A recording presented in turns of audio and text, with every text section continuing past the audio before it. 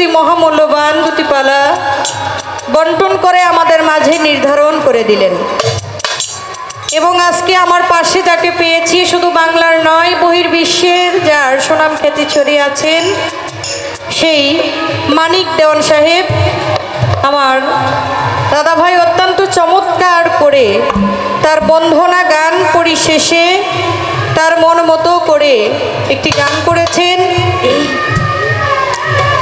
গুরুভক্ত পালা এমনই একটি পালা বাবা,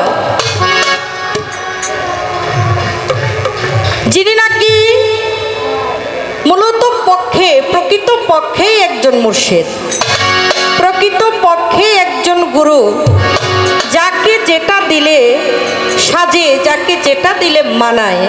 আজকে কর্তাপক্ষ আপনারা সেটাই করেছেন, আমি অসংখ্য ধন্যবাদ জানাই আপনাদেরকে। কেননা এখানে যার নামে আজকের এই পবিত্র উরুস মুবারক, যেহেতু আমার হয়তো জন্মেরও আগে থেকে এই উরুস উদযাপিত হবে এবং ভবিষ্যতেও হবে, তাই আমার সাধ্য নেই আপনাদেরকে কিছু বোঝানোর, তথ্য দিয়ে, হাদিস দিয়ে, দলিল দিয়ে, তাসাউফ দিয়ে, কোরআন দিয়ে, দলিল দিয়ে হয়তো বোঝানোর মতো ক্ষমতা আমার নেই। যদি একটু আজকে যাকে আমার পাশে পেয়েছি, আমি আমার মুর্শিদকে, আমার যিনি মুর্শিদ, আমারও একজন গুরু আছে, আমি আমার গুরুর আসনে তাকে রেখে, আমি আমার মুর্শিদ বর্জকে তাকে রেখে আজকে তার সাথে গান করব। আসলে গুরুর সাথে কোনো পাল্লা চলে না। গুরু এমন একটা বিষয় এবং ভক্ত এমন একটা বিষয়, ভক্ত এবং শিষ্য, শিষ্য এবং ভক্ত এই দুইটা জিনিস অনেক কঠিন বিষয়। শিষ্য হওয়া এবং ভক্ত হওয়া এটা মুখের কোনো কথা নয়, এটা সাধারণ কোনো কথাও নয়। একজন শিষ্য হইতে হলে, একজন ভক্ত হইতে হলে তার অনেক অনেক অনেক ঊর্ধ্বে যেতে হয়। কিন্তু আমি শিষ্য হইতে পারি নাই, ভক্ত হইতে পারি নাই, তারপরেও যেহেতু আমাকে আপনারা দাঁড়া করিয়েছেন, আমি চেষ্টা করব আমার মন থেকে কিছু মনের আকাঙ্ক্ষা, কিছু বাঞ্ছা জানার জন্য, জানার বাসনা মনে জাগবে। যেহেতু বলা হয়েছে যে একটি করে প্রশ্ন থাকবে, আসলে প্রশ্ন বললেও ভুল হয়ে যায়। দয়ালের কাছে, গুরুর কাছে, মুর্শিদের কাছে কোনো প্রশ্ন করা যায় না। একজন ভক্তের মনে বাঞ্ছা থাকতে পারে, তাই হয়তো কিছু জানবো দয়ালের কাছে। মূলত প্রকৃত পক্ষে যারা গুরুর দরবারে যায়, যারা মুর্শিদের দরবারে যায়, যারা গুরু ধরা মানুষ, যারা গুরু ভক্ত মানুষ, তারা আমি জানা মতে, আমার জানা মতে একজন মানুষের মধ্যে যদি কোনো আজিজি মিনতি, কোনো ভাব ভক্তি না থাকে, সে কখনো গুরু জয় করতে পারে না, সে কখনো গুরু লাভ করতে পারে না। তাই সাধকের মুখে একটি কথা শুনি, আদবেতে ইশক জাগে মহব্বতের বাজারে, বেয়াদবি কেউ কইরো না পীর ওলিয়া উলিয়ার। তাই আমি যেন আমার দ্বারাই যদিও কোনো ভুল যদিও হয়ে থাকে, আমার দ্বারাই যদিও আদব না হয়ে থাকে, আমার দ্বারাই যেন কোনো বেয়াদবি না হয়। তাই আমি আমার গানে চলে যাব। একটি কথা না বলেই পারছি না, মালা নিয়ে একটা গান কইরা ভীষণ বিপদের মধ্যে পড়লাম। দয়াল চাঁদের নামের মালা, নামের মালা গলাতে পরিব, আমার দয়াল চাঁদের মতো এমন বান্ধব কোথায় পাবো, নামের মালা গলাতে পরিব। তো আজকে যিনি আমার গুরু, এই পালাটা দেওয়ার আগে আর কি মানে এটা আলগাবাড়ি দিয়ে গেছে। যদি জানতো যে পালা এটা হবে, আমার মনে হয় এটা এই পয়েন্ট আমাকে দিত না। তো এই পালা নিয়ে আমার কাছে যে পয়েন্ট রেখেছে, পয়েন্টটা এরকম যে দেখা যায় কোনো ব্যক্তি একটি ফুল দিয়েও মালা গাঁথে, ফুলেরও মালা থাকে, 3টি ফুলেরও মালা থাকে, 5টি ফুলেরও মালা থাকে, 7টা ফুলেরও মালা থাকে এবং সারি সারি ফুল দিয়েও মালা গাঁথা হয়। এর মূল হাকিকতটা কি? আপনি কোন মালা পরে আজকে গান করতেছেন? মালার কিন্তু বড় জ্বালা বাবা। এই মালার ঘটনা যদি বলতে যাই আপনারা কইবেন গান আজকার গান লাগতো না, আলা বাইক গিয়া ঘুমান। এই সৃষ্টির সূচনা থেকে আমি যদি বলতে যাই অনেক সময়ের প্রয়োজন, যতটুকু সম্ভব আমি সংক্ষিপ্তভাবে এর বর্ণনা করব। ভুল ত্রুটি হতে পারে, সকলে মার্জনা করবেন। যেহেতু আজকে আমি ভাবুক একজন গোসাই পেয়েছি, ভাবুক একজন গুরু পেয়েছি, তাই আমি আমার গানে যাবার আগে গুরুর চরণে একটি ভক্তি দিয়ে আমি আমার গানে চলে যাব।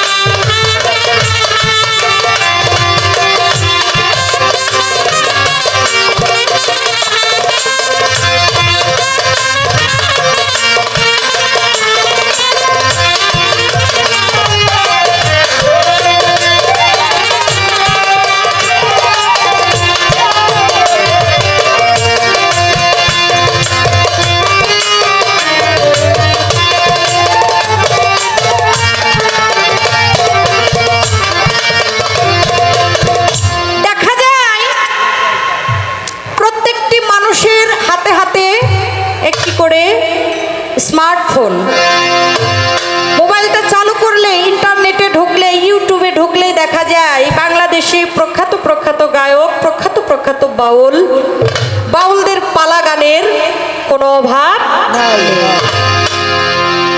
মূলত বাউল বিচার পালা গানে আমরা অনেক সময় অনেক জায়গায় শুনি, অনেক জায়গায় গেলে শুনতে পাই গুরু শিষ্য গুরু ভক্ত পালা দিলে অনেক সময় বলে, দয়াল আমারও যা আছে আপনারও তাই আছে, আমারও 2টা হাত আছে আপনারও 2টা হাত আছে, আমারও 2টা পা আছে আপনারও 2টা পা আছে, আমারও যা আছে আপনারও তাই আছে, তাইলে আপনার কাছে আমার যাওয়ার কি দরকার?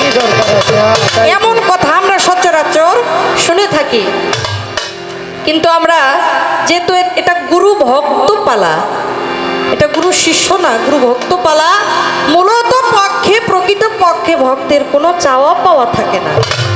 তারপরেও আমার মতো যারা নরাধম, আমার মতো যারা এখানে হয়তো সবাই জ্ঞানী, কিন্তু জ্ঞানীদের মধ্যেও আমরা 2-1জন অজ্ঞানী আছি।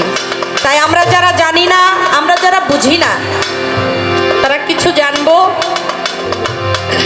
আগে আমার পালা থেকে একটি গান আমি রেখে নেই, সাধক পদকর্দা সাধক লালন সাইজির লেখা একটি গান, একটু ঊর্ধ্ব জগতেই যাই, কি বলেন আপনারা? যেহেতু সময় অধিক হয়ে গেছে। ধন্যবাদ।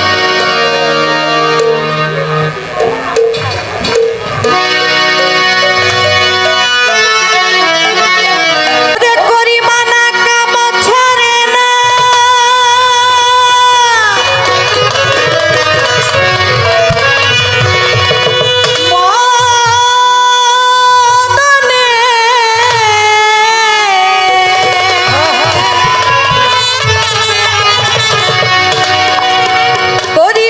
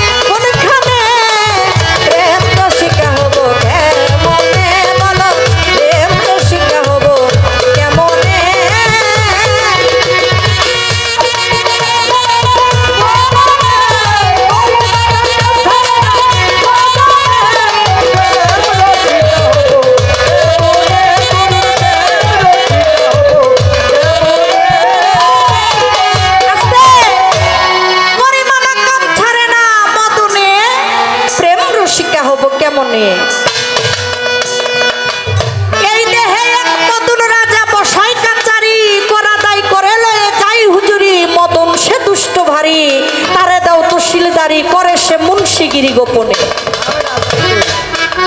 সুরতি আসুর ধরা ধরি কি আজব কারখানা, আমি যা জিজ্ঞাসা করি তুমি বলো না। সুরেরা চুরি করে সাধুরা পালাই ডরে, লইয়া যায় শূন্য ঘরে কোনখানে। ও দয়াল, আমি আপনার কাছে একটু জানতে চাই, এই যে দেহের মধ্যে মদন বেটা, এই মদন বেটা এটাকে ঠিক করব কিভাবে? এবং এই দেহের মধ্যে আমার যা আছে, আমি তো জীবনে বহুত কিছুই করলাম, এই দেহের মধ্যে যে রতিটা আছে এটাকে আমি আয়ত্তে আনবো কিভাবে? কেননা কাম ক্রোধ লোভ মদ মায়া মৎসর্য এই 6টা রিপুজে আমাকে বশ করে রেখেছে। আমি এদিকেও যেতে পারছি না, ওদিকেও যেতে পারছি না, আমি যাব কোন দিকে? এই রাস্তাটা একটু দেখায় দিবেন এবং এই দেহটাকে রক্ষা করব কিভাবে এই মন্ত্রটা একটু শিখাই দিবেন। আমরা যারা ওই নদীতে নৌকা বাইতে বাইতে শিশুকাল গেল, যৌবনকাল গেল, বৃদ্ধকালে পাড়া দিলাম, এরপরে হুঁশ হইল না, আজও নৌকা বাইতেই আসি বাইতেই আসি। ওই যে একটা গান লেখছে মাতাল কবি রাজ্জাক দেওয়ান, বল ধরো প্র্যাকটিস করো মনমোহন গোল কি ভার, দেহ মাঠে বল খেলতে চাও মন আমার। ওই মাঠে যতই খেলি ততই মজা লাগে, এই খেলতে খেলতে খেলতে খেলতে আজ এত দূর আগায় আসলাম, মানে মুক্তিটা হইব কেমনি এই পথটা একটু দেখায় দিবে। এই একটার মধ্যে এই ব্যাগটা কইলাম, এই ব্যাগটার মধ্যে সবগুলা কয়ে একটু বুঝাই দিবেন। প্রশ্ন মূলত একটাই, কিন্তু এর মধ্যে অনেক ঘটনা আছে, যতটুকু সম্ভব আমি আপনাকে চাপ দিতেছি না, আমি আপনারা চাপ দিই না, আপনার মনে যা চাই যতটুকু সম্ভব। কেননা তিনি হলেন ভান্ডার। দেখা যায় টাঙ্গাইল আইলাম, কই নতুন মানুষ এর লেগে একটা খোসা মাইরা গেছে, কিন্তু এরা কিন্তু শরীরটা জ্বলতাছে, তো এটা শুনলাম একটু পরে। টাঙ্গাইল আইলাম, মহিষানন্দলাল এই নামটা যে কয়বার কইছি, ছোট এই নামটা যে কয়বার কইছি এরপরে মুখস্থ করতে পারি না।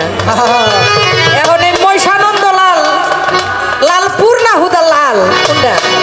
মহিষানন্দলাল এই জায়গায় যে আমু আমি রাস্তা চিনি না, অনেক ভাইয়ে একটা হুন্ডা নিয়ে গেছে আনতে, এক বেটার কাছে জিগাইছি, হুন্ডা লয়ে গেছে আগে টান দিয়া।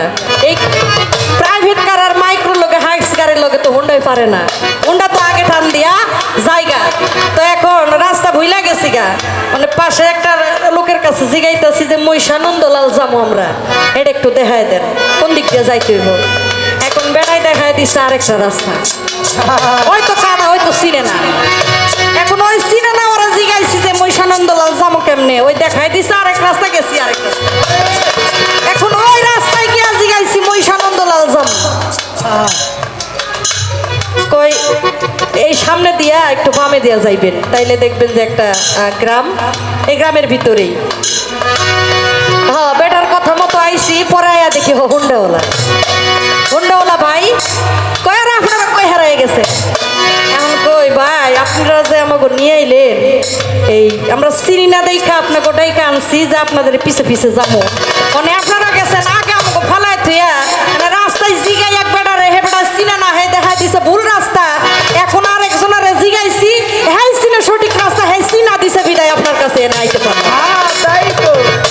এখন কথাটা কইলাম এর লাইগা যে বাবা,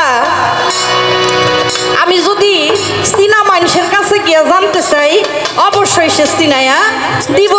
যদি জানা মানুষের কাছে গিয়া জানতে চাই, অবশ্যই সে জানায়া দিব। আর যদি অচিনা মানুষের কাছে যাই, রাস্তাটাই দেখায় দিব। তাই যেহেতু আজকে গুরু পেয়েছি, যার কাছে গেলে কিছু পাওয়া যাবে, যাকে চিনলে আল্লাহকে চিনা যাবে, যাকে পাইলে আল্লাহকে পাওয়া হয়ে যাবে, যে চিনে রাস্তা, আজকে আমরা তার কাছে এসেছি সেই রাস্তাটা চেনার জন্য। একমাত্র কেবলমাত্র ওনার মতো যারা গুরু, একজন মুর্শিদ, তারাই কেবলমাত্র এই সঠিক রাস্তা, সঠিক পথ দেখায় দিতে পারে। তাই আপনারা যারা আছেন, যারা এখনো ভুল পথে অতিক্রম করছেন, তারা ওই ভুল পথ থেকে সরে যান। কেন বললাম? ওই যে পাকে পাঞ্জাত না হলে বায়াত, আমার মাওলা আলিমা ফাতেমা ইমাম হাসান ইমাম হুসাইন, এই হুসাইন কারবালার প্রান্তরে যখন শহীদ হইল, যারা ইহুদিরা, ইয়াজিদরা, কাফেররা আমার হুসাইনকে যখন শহীদ করে, শহীদ করার আগে তারা বলে যে আসরের নামাজ জানি কাজা না হয়। ও বাবা, তারা কি পাঁচখানা পাঁচ ওয়াক্ত নামাজ পড়তো না? অবশ্যই পড়তো। তাদের মুখে কি দাঁড়িয়ে ছিল না? তাদের পরনে কি জুব্বা ছিল না? তাদের মাথায় কি লম্বা টুপি ছিল না? তাই বলে কি তারা রাস্তা দেখায় দিতে পারে? তারা মূলত লেবাসধারী, কিন্তু মূলত একজন আমার রাসূলের আশিক না, মূলত আমার আহলে বায়াতের আশিক তারা না। তাই যারা ওই পথে এখনো অতিক্রম করছি, আমরা ওই পথ থেকে সরে দাঁড়াবো। তাই আমার একটি বিষয় জানার আশা করব, আমাদেরকে সুন্দরভাবে আমাদের মুর্শিদ, আমাদের গুরু, আমাদের দয়াল বুঝিয়ে দিবে। ধন্যবাদ।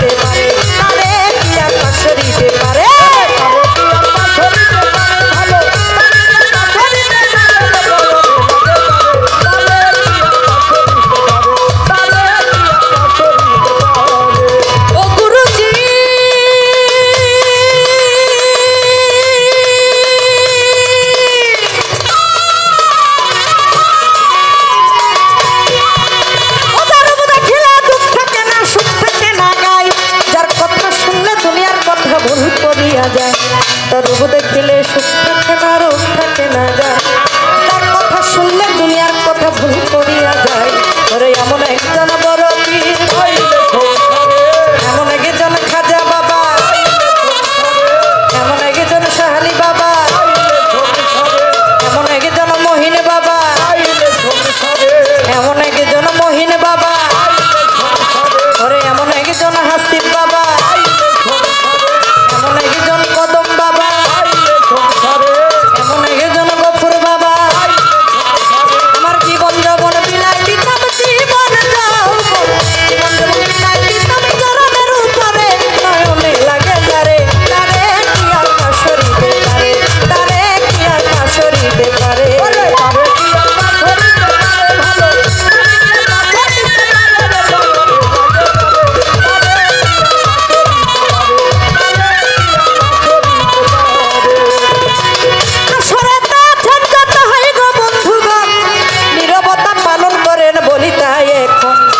যেইভাবেতে পাল্লা দিল পাল্লা মন্দ না, আরে যেইভাবেতে কথা বলে তার কথা মন্দ না। মালার বিষয় নিয়ে করব বর্ণনা, আমার কাছে পয়েন্ট রাখে বিজলি সরকার, আপনার কাছে এই কথাটা জানা হয় দরকার। করে বসে আছেন যত আপনা জ্ঞানী শ্রোতাগণ, ওরে ধৈর্য ধরে নীরব থাকবেন বলি তাই এখন। করে এইভাবে যদি আপনারা থাকেন একটু চুপ, চুপ থাকিলে মনের কথা বলা হবে খুব।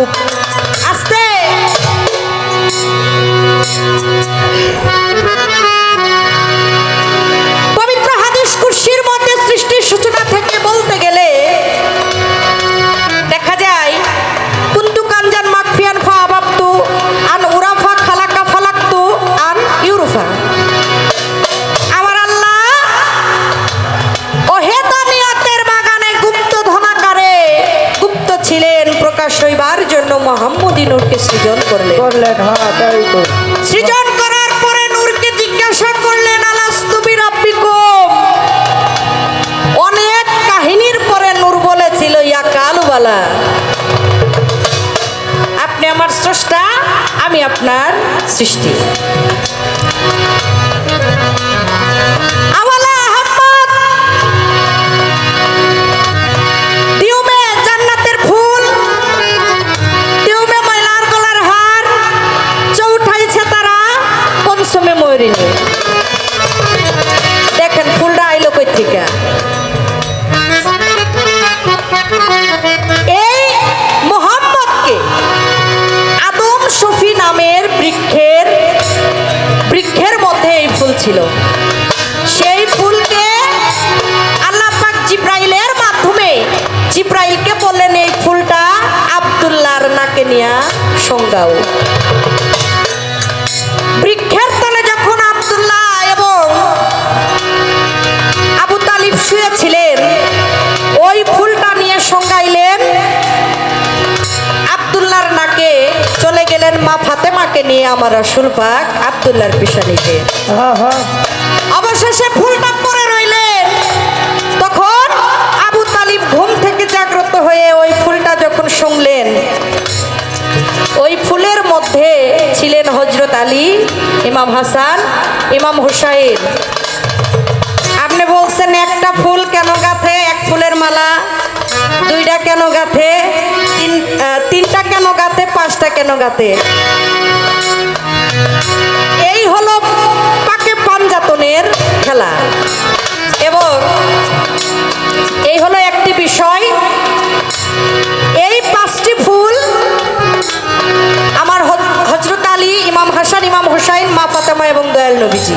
হ্যাঁ হ্যাঁ। এবং একটি ফুলের যে বিষয়, এই একটি ফুলের মালা একজন ভক্ত তার গুরুকেই পরাইতে পারে। আরে না, তাই তো। এর চাইতে যদি কোনো ভালো জবাব থাইকা থাকে তাইলে আপনি কইয়া দিন।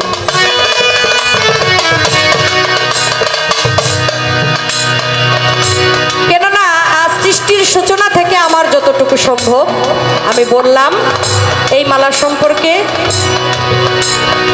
এই পর্যন্তই কথা। আজকে যেহেতু আমি দাঁড়িয়েছি, গান করতেছি, আমি আমার মুর্শিদ নামের মালা আমি আমার মুর্শিদকেই কেবলমাত্র পড়াইতে পারি। হ্যাঁ হ্যাঁ। এই ছিল আপনার কথা, এর বেশি নেই। তো যেহেতু বলা হয়েছে আপনারা একটু সংক্ষিপ্ত আলোচনা করবেন, আমি সেখান থেকে একটি গান আমি রাখছি। যেহেতু এটা একটা দরবার, এখানে অনেক ভক্তবৃন্দ আশেকান আছে। বৈরাবর পাক দরবার শরীফের হাসিব বাবার ভক্তবৃন্দ আশেকান আছে, বাবা শালী বাবার ভক্তবৃন্দ আশেকান আছে, মহিম বাবা এবং আলাউদ্দিন শাহর ভক্তবৃন্দ আছে। যে যার মুর্শিদের আশেক আছে, তাই মুর্শিদের টেনে নিরিকে নেহারে বর্জকে রেখে গান শুনবেন। তো আমি আমার মন থেকে একটি দরবারি গান রাখছি, আশা করবো ভালো লাগবে।